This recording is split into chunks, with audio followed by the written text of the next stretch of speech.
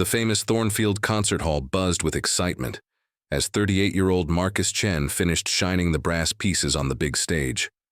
His olive-green janitor uniform and cleaning tools showed he was part of the maintenance team, almost invisible to the nicely dressed guests who would soon fill the red velvet seats for tonight's special performance. Marcus had been working as a janitor at Thornfield for 2 years, a job that gave him the freedom to pick up his 6-year-old daughter, Emma, from school and be home with her in the evenings. The work was honest and steady, paying enough to cover their small apartment and Emma's needs, though it was nothing like the life he had once dreamed of for himself. Tonight was the yearly Thornfield Foundation Gala, a fancy fundraising event that brought together the city's richest donors, business leaders, and culture lovers. The hall glowed under the warm stage lights as Marcus made his final touches, making sure that every surface was perfect for the important guests who would arrive within the hour.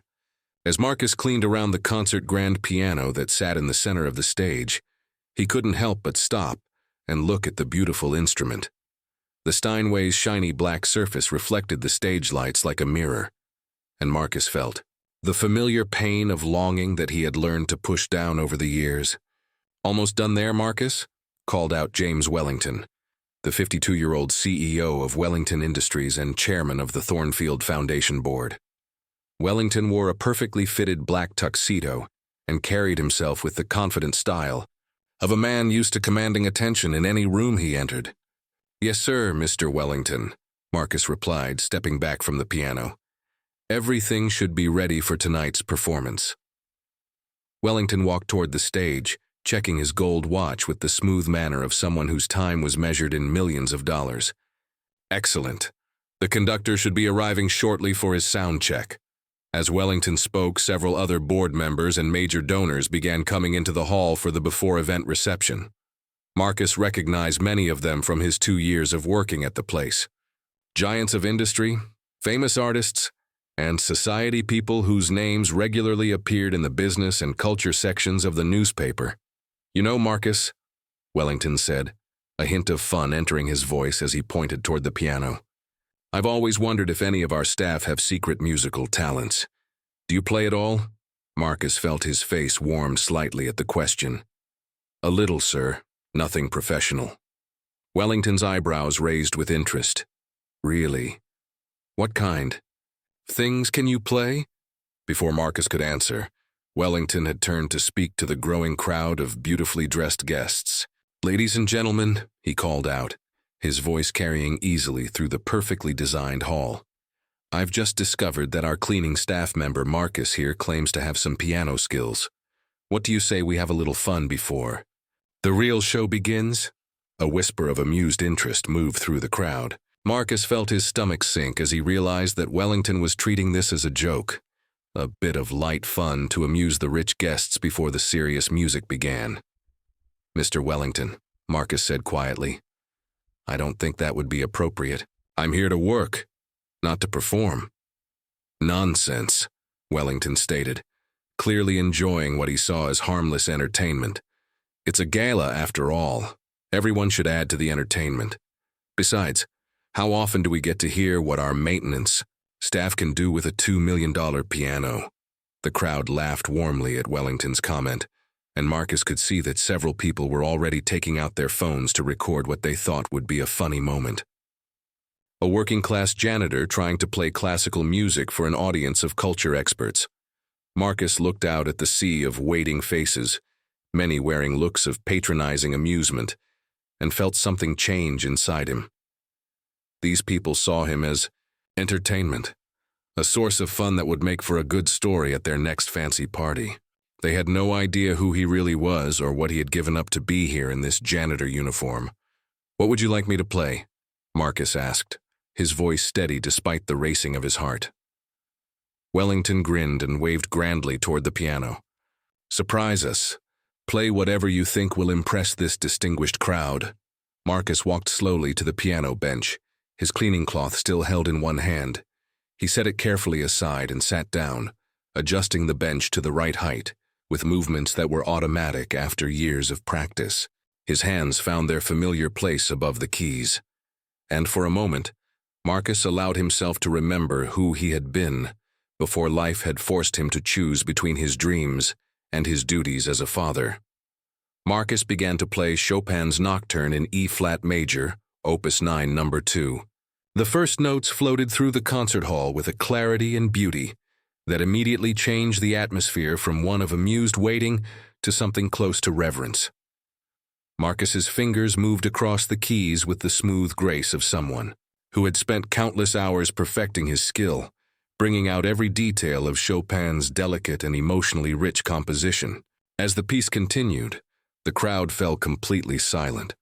The looks of patronizing amusement faded from their faces, replaced by real surprise and growing respect. This was not a janitor stumbling through a simple tune.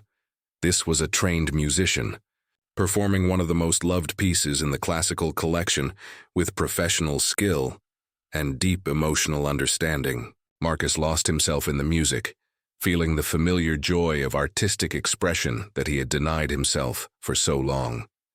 This was who he truly was beneath the janitor uniform, a classically trained pianist who had given up his performing career to provide stability for his daughter after his wife died in a car accident 4 years earlier. Wellington stood frozen, watching Marcus's hands dance across the keyboard with a skill that made it clear this was not some hidden hobby, but serious musical training. The CEO's expression had shifted from amused condescension to something approaching wonder as he realized he was watching something extraordinary. When Marcus finished the nocturne, the silence in the hall was deep.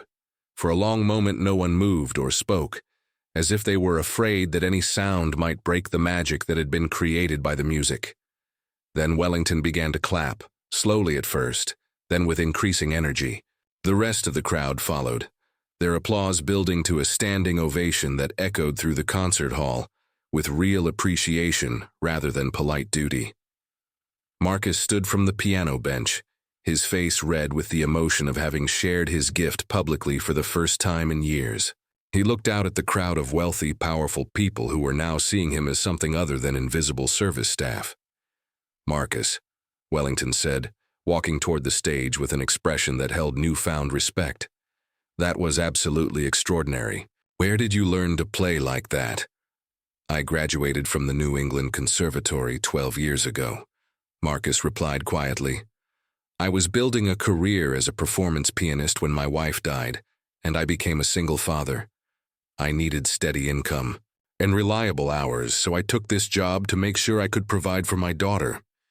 The crowd murmured with understanding and sympathy as they took in this information. These were people who understood sacrifice and difficult choices, even if most of their sacrifices involved business decisions rather than choosing between dreams and family responsibilities. "Marcus," Wellington continued, "I have to ask, why have you never mentioned your musical background? We host dozens of events here every year that could benefit from someone with your talents." Marcus looked out at the audience of elegantly dressed donors and business leaders. Then back at Wellington. "Mr. Wellington, when you're trying to support a young child on a janitor's salary, you learn to focus on keeping your job rather than asking for special treatment. I never wanted anyone to think I wasn't serious about my work here." Wellington nodded slowly, clearly thinking through the meaning of what Marcus had shared. "Marcus, would you be willing to play one more piece? Something of your own choosing?" Marcus considered the request, then sat back down at the piano. This time he played Bach's Air on the G-string, a piece that had been his daughter Emma's favorite lullaby when she was younger. As the hauntingly beautiful melody filled the concert hall, Marcus thought about Emma, who was spending the evening with their neighbor, Mrs. Patterson, probably doing homework and looking forward to hearing about Daddy's day when he got home. The music seemed to touch something deep in the hearts of everyone present. Wellington found himself thinking about his own children, now grown and successful, but somehow distant from the man who had worked so hard to provide for them. Several other audience members wiped away tears as they were reminded of their own families and the sacrifices that love sometimes requires. When Marcus finished the Bach piece, Wellington stepped onto the stage and spoke to the crowd. "Ladies and gentlemen, I think we've just witnessed something remarkable. We came here tonight to support the arts and celebrate musical excellence, and we've discovered that one of the most talented musicians in our city has been working among us unrecognized for 2 years. Wellington turned to Marcus.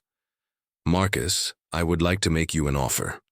The Thornfield Foundation is prepared to establish a full scholarship fund that will allow you to return to performing while maintaining financial security for you and your daughter. We want to support artists like you, not force them to choose between their gifts and their families. Marcus felt tears spring to his eyes as he realized what Wellington was offering. The chance to return to the career he loved without sacrificing his ability to care for Emma. Mr. Wellington, that's incredibly generous. But I need to ask, what about my daughter? She's my first priority, and any arrangement would need to allow me to be the father she needs. Marcus, any parent who would sacrifice their dreams for their child's well-being is exactly the kind of person we want to support. We'll work out a schedule that puts your daughter first while allowing your talent to flourish. 6 months later, Marcus was performing regularly with the City Symphony Orchestra and giving solo recitals at Thornfield Hall.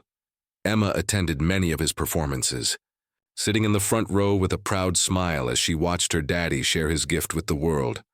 The janitor uniform had been replaced by concert clothes, but Marcus never forgot the lesson he had learned that night. That true worth is not determined by job titles or social status, but by the love we show for our families and the courage we find to share our authentic selves with the world. Wellington kept a photograph in his office from that first evening, showing Marcus at the piano in his olive green uniform, a reminder that the most extraordinary people are often hidden in plain sight, waiting for someone to see past the surface to recognize the gifts that lie beneath. And Emma, now 7 years old, tells everyone who will listen that her daddy is the best piano player in the whole world, not because he performs in fancy concert halls, but because he gave up everything to take care of her, and then found a way to follow his dreams without ever letting her down.